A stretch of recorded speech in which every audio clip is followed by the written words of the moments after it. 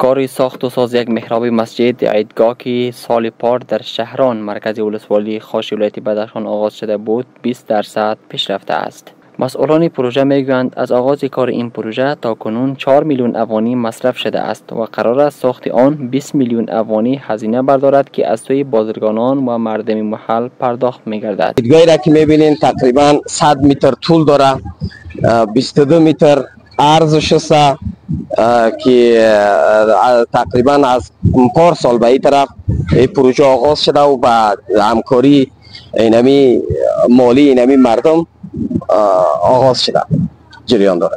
منزل است، منزلی اولیش تصمیم گرفتیم انشالله که اگر جور شوه هم نفوس که بیشتر اضافه تر در اینجا جا نمیشوه دیگه، هم در روزای عید هم نماز عید میخوانن و همچنان پایینش انشالله که تصمیم است که یک مدرسه یا یک دارالحفاظی جور شوه و من طبقه بالایش برای نمازهای عید. تقریبا 15,000 نفوس گنجایش هست. از سوی هم باشندگان ولسوالی خاص ولایت بدخشان با ابراز خرسندی از پیشرفت کار این عیدگاه خواهان همکاری همه‌جانبه از تاجران هستند.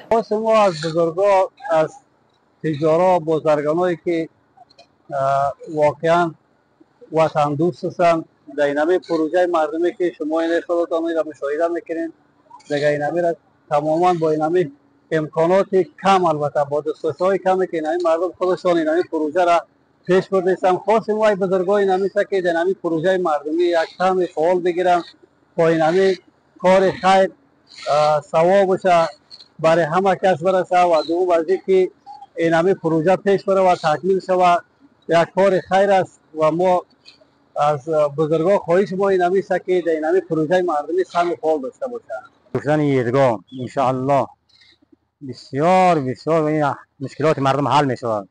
گفتنی است که قرار است این مسجد عیدگاه با طول 100 متر و عرض 22 متر در دو طبقه به گونه پخته و اساسی ساخته شود که همزمان گنجایشی بیش از 15,000 نفر را دارا می باشد.